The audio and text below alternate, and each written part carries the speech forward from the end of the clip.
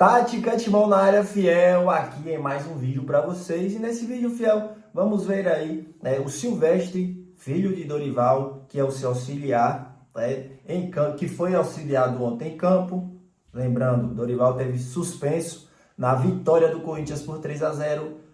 Fez declarações polêmicas em relação ao elenco, falou sobre a base. Já deixe seu like, se inscreva no canal, ative as notificações. Canal Tática Timão com a meta de 1000 inscritos. Dá essa força aí. Tamo junto, até a próxima. E vai Corinthians. Fazer uma boa partida ganhando em casa agora. Boa noite, Guilherme. Boa noite a todos. Primeiramente, parabenizar o trabalho e a equipe do Mirassol, né? Não à toa, no início da rodada, era a quinta colocada do campeonato. Para mim, hoje, o Guanais, o melhor treinador do campeonato. Um time que faz um trabalho diferenciado, que é bonito da gente ver jogar.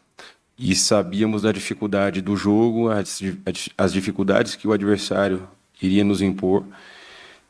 Fomos alertados durante toda a semana, o professor falou muito sobre isso. Logo depois do jogo no Internacional, a gente já iniciou a preparação, iniciou a recuperação dos atletas. Trocamos 5 atletas para a partida de hoje, porque o desgaste foi enorme no jogo da quarta-feira. A gente vem numa sequência de 3 jogos em 6 dias. Então, hoje o que a gente apresentou foi um jogo um pouco diferente do que foram as partidas contra Flamengo e Internacional. Contra Flamengo e Internacional, principalmente o primeiro tempo contra o Flamengo e o jogo todo contra o Internacional. Nosso time foi um time muito agressivo sem a bola, e com a bola a gente conseguiu jogar, conseguiu envolver o Flamengo em muitos momentos. Contra o Internacional a gente pouco sofreu no jogo, e hoje foi um jogo um pouco diferente, um jogo que a gente não teve a bola desde o princípio. Um time muito bem treinado para isso, que sai jogando desde trás. Nós evitamos em muitos momentos o salto no Walter, porque era o desequilíbrio que causava na nossa marcação. Então a gente precisava primeiro estar organizado, preparado para fazer os movimentos de salto de pressão ali no Walter, para que aí sim a gente evitasse com que eles achassem terceiro homem, porque é um time que tem uma coragem muito grande para jogar, está com uma confiança absurda para poder fazer todos os movimentos. Então a gente sabia que a gente precisava encaixar muito bem a nossa marcação para poder fazer os movimentos de pressão. Sofremos um pouco no início da partida, a partir do momento, principalmente do gol, o jogo dá uma sentada, e aí na parte final, novamente, o adversário, na parte final do primeiro tempo, ele passa a prevalecer dentro do jogo. Tivemos que alterar taticamente naquele momento, fiz o que era o mais simples para o momento, 2 linhas de 4 com Yuri e Gui um pouco mais à frente ali, para depois no intervalo fazer as correções. Depois disso, a gente voltou de uma outra maneira, voltou num 4-1-3-2, e no final do jogo, após o segundo gol, para poder defender um pouco mais as nossas amplitudes, nós voltamos para a linha de 5, que era como a gente tinha iniciado o jogo. Voltamos para a linha de 5 com 3 homens por dentro, com Memphis e Yuri um pouco mais à frente. E acabou dando essa sustentação para a equipe. A gente defendeu muito bem durante principalmente o segundo tempo. A gente conseguiu defender muito bem e, mais que isso, a efetividade na hora de atacar. Fundamental que a gente, nesses momentos que sofra um pouco mais dentro da partida, ou que venha passando por algum momento de pressão, que nos momentos que a gente conseguir encaixar os contra-ataques, a gente possa ser o mais efetivo possível. Ficou muito evidente no segundo tempo contra o Flamengo e no jogo de hoje, nos 90 minutos, como a equipe adversária, quando vem jogar na Neoquímica Arena, aproveita o lado esquerdo do seu ataque, direito de defesa do Corinthians, sempre na brecha que fica entre o Mateuzinho e o zagueiro que está em questão. Hoje foi o João Pedro Tchoca, em outras oportunidades já foi o André Ramalho. Como coibir essa jogada? Porque o primeiro lance do jogo, os 2 primeiros primeiros lances do time do Mirassol, sempre naquele setor, aproveitando ali a dobra do Reinaldo com o Negueba, e isso ficou evidente também no jogo contra o Flamengo. Como coibir essa jogada do adversário sempre aqui na Neoquímica Arena? Bem, o Guanais ele inicia com o Negueba um pouco mais aberto. E aí o Reinaldo, estando um pouco mais baixo, ele gerou uma dificuldade muito grande para Mateuzinho e Choca de poderem fazer a subida do Mateuzinho e a rodagem da nossa linha. Então esse movimento acabou nos gerando um pouco de dificuldade no princípio. Após isso a gente conseguiu ajustar com o Mateuzinho já agredindo o homem da frente e não se preocupando tanto com o homem de trás. Então nós definimos que o Choca faria esse movimento lateral e a gente traria a nossa linha um pouco mais para o lado. E depois a gente, quando tem a linha de 4, acaba que dificulta um pouco mais para que o Mateuzinho possa sair e obviamente, até pela postura e pela formação tática que estava naquele momento, o Mirassol, quando o Mateuzinho faz o salto, é normal que fique o espaço entre ele e Choca, e a gente conseguiu, depois na parte final, quando coloca a linha de 5, aí sim a gente conseguiu abrir um pouco mais a nossa última linha, defender um pouco melhor essas amplitudes. O Mateuzinho já estava muito mais próximo para poder fazer esse salto e, consequentemente, o Choca também mais próximo para poder fazer essas coberturas. Mas eu acredito que a dificuldade ela foi gerada muito pelo posicionamento que o adversário impôs no início de jogo, que a gente conseguiu ajustar num determinado momento ali do primeiro tempo. Lucas, aqui, boa noite, Thiago Rudado, GE. Duas perguntas, por favor. A primeira sobre o Yuri Alberto, né? Foi um jogo complicado para ele contra o Flamengo, por conta do pênalti, tudo que aconteceu. E aí eu queria perguntar, nesse intervalo de tempo entre o jogo do Flamengo e esse, assim, como que vocês trataram a situação? Teve alguma conversa com ele e tudo mais, porque deu a volta por cima, né? Fez o gol e assistência. E outra, agora que o Corinthians quebrou esse tabu de 7 jogos sem vencer aqui, qual que foi o diagnóstico que vocês da comissão fizeram, assim, do o que estava acontecendo, que o Corinthians não estava performando tão bem, ou não necessariamente a performance, né, mas o resultado em si? Obrigado. Vou começar pela segunda. Eu acredito que não seja a performance. A performance a gente vinha tendo. O que a gente não estava conseguindo era encaixar os resultados. E, em determinado momento, a gente em vantagem no placar e não conseguia definir a partida. Em outros momentos, a gente tendo um pouco de dificuldade nos jogos, como foi o jogo contra o Fortaleza, e com dificuldade para poder fazer o gol, que seria, naquele momento, o primeiro empate, né? E depois o Carrillo acaba empatando o jogo no final do jogo. Acredito que o jogo do Vitória também a gente teve performance, mas não conseguiu o resultado. Então, essa sequência de jogos dentro da nossa casa sem o resultado vir, obviamente que acaba trazendo, né, uma pressão para nós. A gente trabalhou bastante com os atletas e colocamos para eles que o jogo contra o Mirassol, 3 pontos era inegociável, independente de performance, independente do que quer que fosse. 3 pontos hoje contra o Mirassol eram inegociáveis. Os atletas eles conseguiram entender a importância do jogo, a energia, a disposição, o quanto a gente se dedicou fisicamente para que a gente conseguisse o resultado hoje. Foi uma entrega enorme dos atletas, eu tenho que parabenizar todos aqui. Foi um orgulho muito grande ver o que esses caras correram dentro de campo hoje.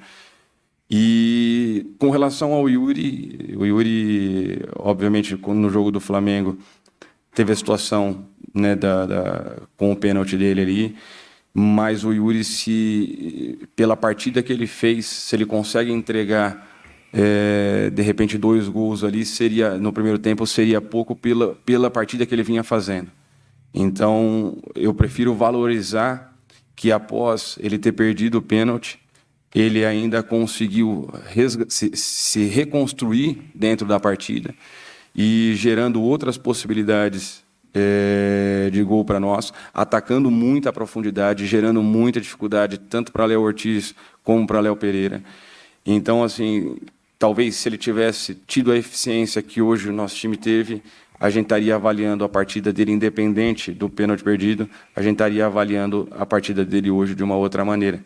Então, internamente, a gente conversou bastante com ele, como a gente conversa com todos os atletas, para que ele tivesse cabeça boa, que logo na frente aí teriam outras oportunidades para que ele se redimisse do acontecido ali. Boa noite, Lucas. Leonardo Rodrigues, da Central do Timão. Já dá para ter um diagnóstico da lesão do Vitinho, que ele entra até bem na partida, dá uma assistência, já dá para atualizar o torcedor corintiano ou ainda é muito cedo? Obrigado. Vitinho entrou muito bem no jogo, ele foi um momento que a gente precisava de ter um pouco mais a bola, de um homem um pouco mais de flutuação. Naquele momento não era mais interessante no jogo ter Gui e Yuri, até porque o desgaste que o Guinegão teve no jogo da quarta-feira foi enorme. Então a gente, para ser sincero, ele nem conseguiu se recuperar do jogo da quarta-feira para hoje estar em campo. A gente conversou com ele que ele fizesse 60, 70 minutos em alto nível para que depois a gente segurasse um pouco ele. E foi bem o momento que a gente precisava de um homem um pouco mais de flutuação para tentar ter um pouco mais a bola. O Vitinho entra muito bem no jogo, ajudando bastante, não só marcando por dentro, como depois eu coloco ele pelo lado e ele dá uma resposta muito boa. Infelizmente, aconteceu a saída dele, ainda... Sinceramente, não tenho nenhuma informação, não sei nem o que aconteceu ainda com ele. Acredito que amanhã o doutor deva fazer os exames e nos posicione para a gente poder ter uma ideia do que foi ocorrido. Lucas, Henrique Vigliotti, da Rádio Craque Neto. Lucas, eu queria que você falasse um pouco sobre a situação do Thales Magno, que fica de fora hoje da lista de relacionados, porque na semana passada, no jogo contra o Flamengo, o Dorival chega a falar que ele estava sendo escalado porque ele estava treinando bem. Então, gostaria de perguntar o que acontece de uma semana para cá, para que de treinando bem e utilizado em todos os jogos, para não relacionado no jogo de hoje. O Thales, depois da última partida dele, obviamente todos nós somos seres humanos, ele sentiu um pouquinho, o nível de treinamento dele essa semana não foi o mesmo. Seria bom que ele, nesse momento, esfriasse um pouquinho a cabeça, ficasse fora, logo vai estar de volta. É um menino que a gente tem um carinho muito grande, que todos do grupo gostam muito e querem ajudar, e eu tenho certeza que ali na frente ele vai retornar e vai estar à disposição do professor e podendo ser útil também para a equipe. Foi só uma situação para esse jogo e a gente dá esse respiro para ele e logo ele está de volta. Lucas, boa noite. Lucas Belotti, da Rádio Band News FM. O próprio Dorival, em algumas entrevistas anteriores, tinha falado sobre o Breno Bidon, né, que não enxergava como um volante, sim como um jogador de meio. E nos últimos jogos ele tem dado esse passo à frente na ausência do Garro e jogado quase como um armador, como a gente viu hoje. E foi mais uma partida dele de crescente em desempenho em relação a essa linha de trás como segundo volante. Queria que você falasse sobre esse novo posicionamento do Bidon e o quanto é importante ter finalmente um jogador para substituir o Garro numa posição pelo menos próxima do campo quando o argentino está fora. O Breno ele é um coringa, né? O Breno a gente consegue colocar ele em qualquer função dentro da equipe. Em alguns momentos ele joga pelo lado direito, em outros pelo lado esquerdo, é um pouco mais avançado. A gente baixa ele para poder fazer a saída, às vezes 3-2, 3-1. Já fizemos saída com ele a 3, ele entrando pelo lado esquerdo. Então ele é um jogador que se adapta fácil a qualquer função. Para mim, o Breno ele vem numa crescente muito grande nesses últimos jogos. Se ele mantiver esse nível de atuação, pode ter certeza que o caminho do Breno é uma seleção brasileira, pelo que ele vem produzindo, por tudo o que ele oferece para a equipe, tecnicamente, e também não só com relação à parte ofensiva, mas também com relação à parte defensiva. Então eu vejo hoje o Breno... de quando eu cheguei aqui, hoje um atleta muito mais focado, entendendo muito mais o momento do clube e também entendendo a sua própria situação, de ali na frente estar buscando algo maior. Eu vejo que o caminho dele é um caminho de muito sucesso, muito por conta dessa postura dele, e acaba nos ajudando demais. A gente consegue trabalhar com ele de diversas maneiras. Eu vejo que nessa ausência do Garro, hoje a gente consegue colocar ele um pouco mais próximo do gol e ele consegue manter um nível de atuação como se ele estivesse jogando um pouco mais baixo também, dando fluência no jogo. Então o Breno é um cara extremamente adaptável a qualquer função. Boa noite, Camila Pachola, da Rádio Coringão. No início do segundo tempo, o time pareceu um pouco sem ritmo e acabou entregando a bola para o Mirassol no início. Eu queria saber o que aconteceu, se foi alguma estratégia ou se a equipe acabou se assustando. A gente teve momentos no jogo, pela capacidade, pela qualidade do adversário. Como eu falei no início, não à toa, é o 5º colocado do campeonato. Uma equipe que joga desde o seu goleiro, uma equipe que dificulta muito com que o adversário faça pressão, que joga praticamente sem pressão nenhuma e com uma coragem, uma consistência absurda. Então, o Mirassol dificulta muito com que o adversário pressione ele. Então, era lógico que em algum momento do jogo a gente cederia a posse para eles. Falando em números, o Mirassol é a 19ª equipe em passes longos no campeonato, ou seja, é uma equipe que só tem passe curto. Eles jogam desde trás. Então, era um adversário que iria nos impor uma dificuldade muito grande. Nós sabíamos disso e sabíamos que a gente precisaria, em muitos momentos, nos recolher um pouco mais para deixar. Então, não só por conta da estratégia do jogo, mas também pela qualidade do adversário, acaba que você se coloca um pouco mais nessa condição. Lucas, boa noite. Gabriel Braga, do Timão. Hoje nós vimos a volta de Memphis Depay por alguns minutos, mas a minha pergunta, na verdade, é sobre o Rodrigo Garro. Eu queria saber uma atualização da situação dele e se vocês internamente avaliam que ele pode estar disponível após a data FIFA no jogo contra o Santos no Clássico. Obrigado. Com relação ao Memphis, o Memphis já era planejado que fizesse um tempo menor, uma adaptação de carga para ele ainda. Ele vem de poucos treinos. O nosso departamento físico aqui, fisiologia, preparadores físicos, estão em contato com o pessoal da seleção da Holanda, passando até uma projeção de carga para eles, né, para que o Memphis tenha o trabalho adequado e siga o plano que a gente vinha tendo com ele aqui. Era já esperado que ele jogasse entre 20 e 25 minutos hoje, não mais do que isso, para justamente não forçar demais o atleta por conta do seu retorno recente. Eu gostei muito da entrada do Memphis, achei que não só na parte ofensiva ele nos ajudou, mas também defensivamente ele conseguiu fazer várias ações de pressão, então acabou nos ajudando muito.